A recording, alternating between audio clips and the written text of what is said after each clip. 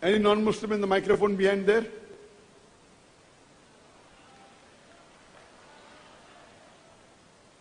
Oh, there's a microphone on top also? Is there a non-Muslim there? Okay, brother, most welcome. Your name and your profession and your question. Check. Hello, Dr. Zakir Naik. My name is Ali. I am a last year student in this university majoring international relations. I was born in a Muslim family, as you can say, a Wahhabi, a very strict Muslim family. Two of my friends has shown me a video of yours, how to deal with an atheist, which I did watch. And some of my friends as well has converted to Islam because of you. And that's make me think you are the most... Brother, are you a Muslim or are you a non-Muslim? I am actually not sure where am I between an atheist or as a believer.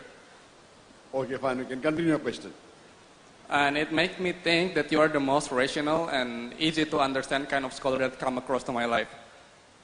So my question is just like two sides of a coin. The first side of a coin is still regarding about the law of a Muslim people to vote for a non-Muslim people. You said in the previous lecture, you have mentioned that we cannot vote for a non-Muslim leader because they actually reject our God or Muslims' God or Allah.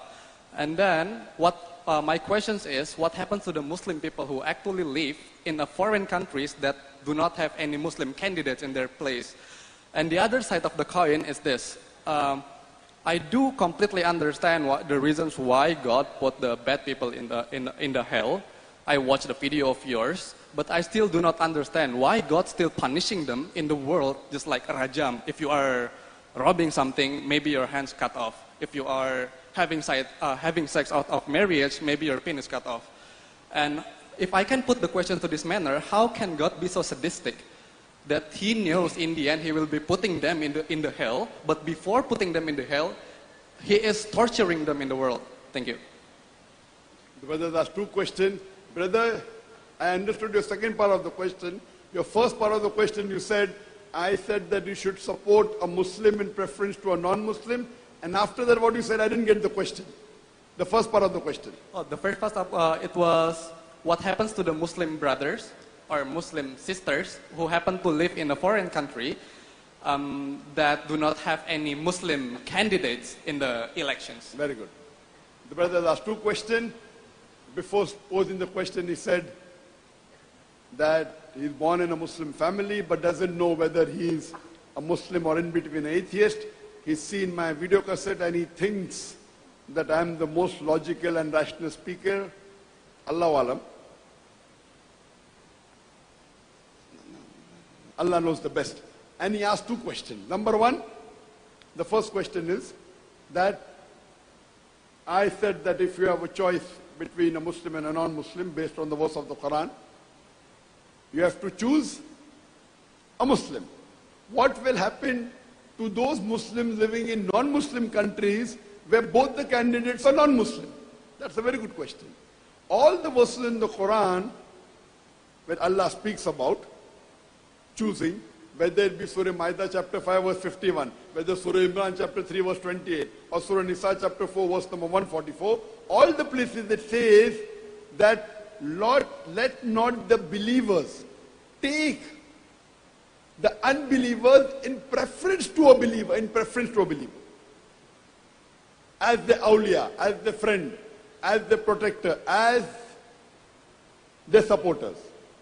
That means whenever there's a choice between a Muslim and non-Muslim, for being a supporter, a protector, you have to choose a Muslim, without doubt.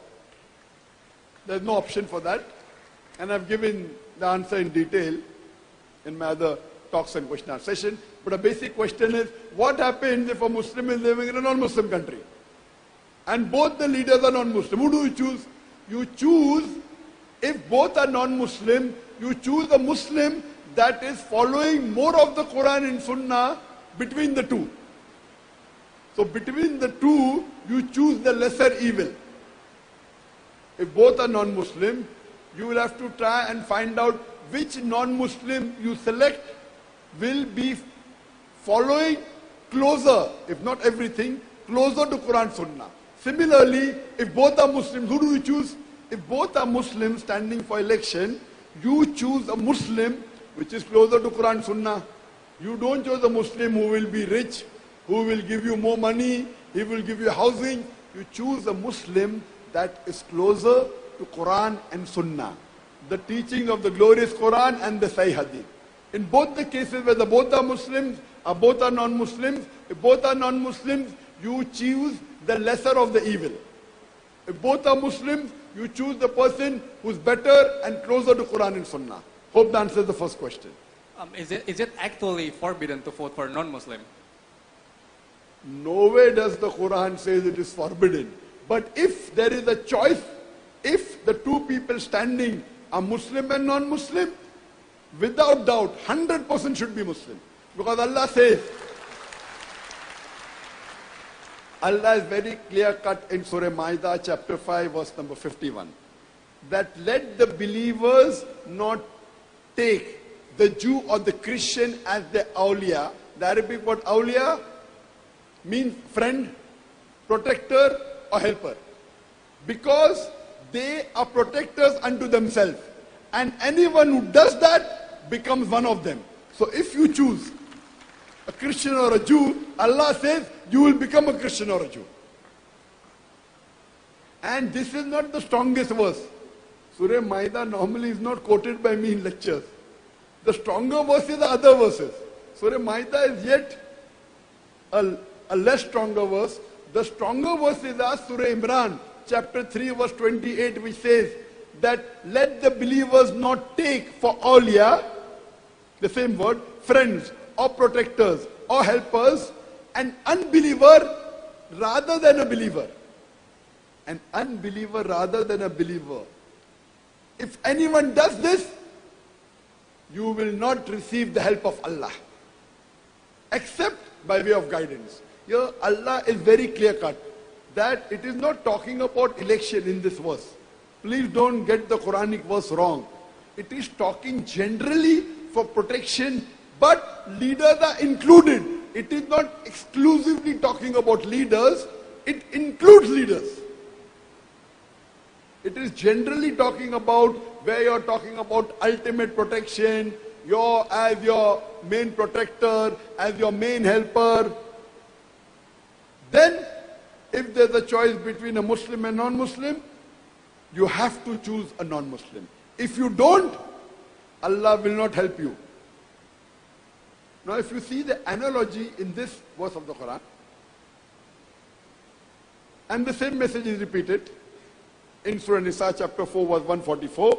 Ya ayyuhalladhina amanu, O you believe, take not for awliya, friends, helpers or protectors, unbelievers, mushriks, in preference to believers. Anyone who does wrong. Now here, there was a question posed to me in Bandung. A lady, again, born in a Muslim family but deviated. She was telling me that, but the Christian candidate is very good.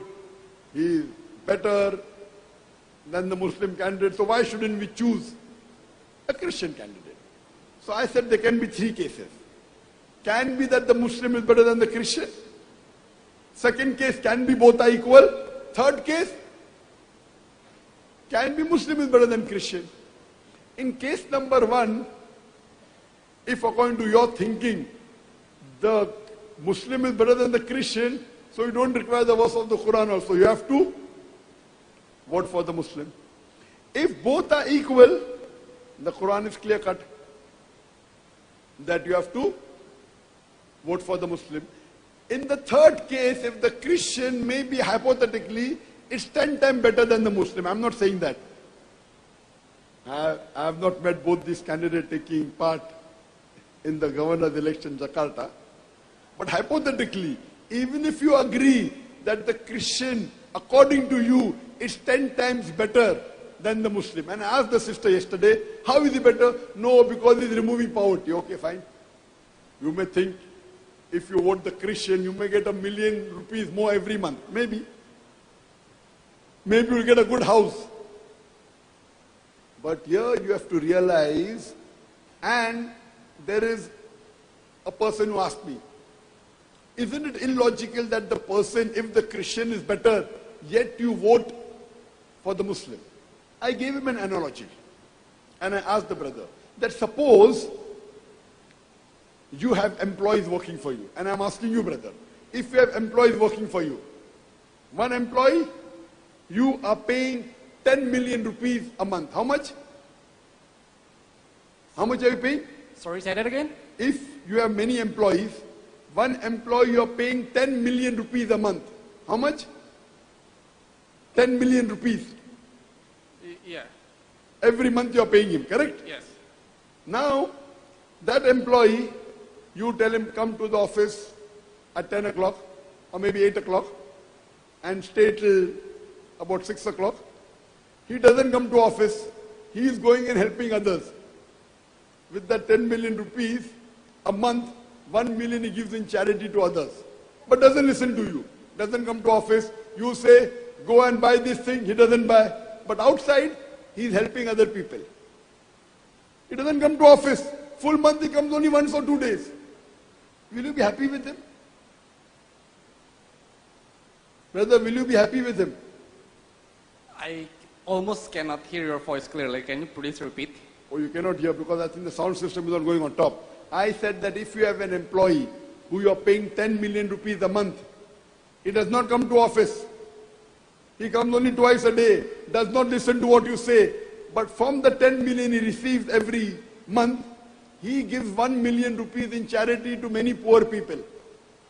He does not come to office. You are his boss. He does not listen to you. He doesn't follow your commandment. Will you be happy at the end of the month? No. Why? He is doing good work. He is giving 1 million people to the poor people. Will you give him bonus? Will you give him bonus? Yes. Will you give him bonus?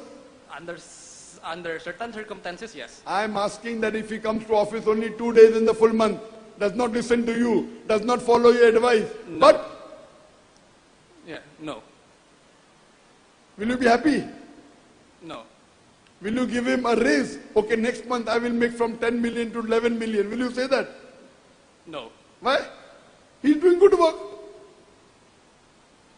Because you are his boss. You are giving him 10 million. He's not listening to you. But from that 1 million, he is doing charity outside. Similarly, a person who's a non-Muslim doesn't thank the top boss, Allah subhanahu wa ta'ala. Allah is the one who gives you the wealth, the health, the full body. Who has given you? Allah has given. He is your creator. The creator who has given you this body, who has given you health, who has given you wealth, he has also told, help others. But he is not worshipping him. He is not worshipping Allah, he is worshipping somebody else. He is working in your company and is helping the boss of the other company. What will you do? You know you have a competitor in your company, another company. Your employee taking 10 million from you is going and helping your competitor and doesn't come to work with you. What will you do? Similarly, Allah subhanahu wa ta'ala is our biggest boss. He is the creator of the full universe. Imagine he has given me life, I go and worship somebody else. Shirk. Biggest sin. He is giving me the money. With that money, if I help 10% of that money, poor people. The biggest injustice is, he is not thanking his own creator. That sin cannot be compensated by doing small good deeds like giving charity. You have another employee with you. You are paying him 10 million rupees. He is coming dedicatedly, follows all your advice, but does not give charity outside. He is taking full 10 million rupees. You tell, every employee of mine should listen to me, follow my advice, and should also give charity outside. He is following everything of yours, but not giving charity outside. Will you find him better, or the person who takes 10 million, does not come to office, and goes and helps your competitor? Who will you like? The first one. First one? Which one? Those who comes to your office every day, or that doesn't come to the office? The first one. Who The comes one to who- office every day. Correct. Who comes to the office, but may not give charity. You tell in your speech, earn from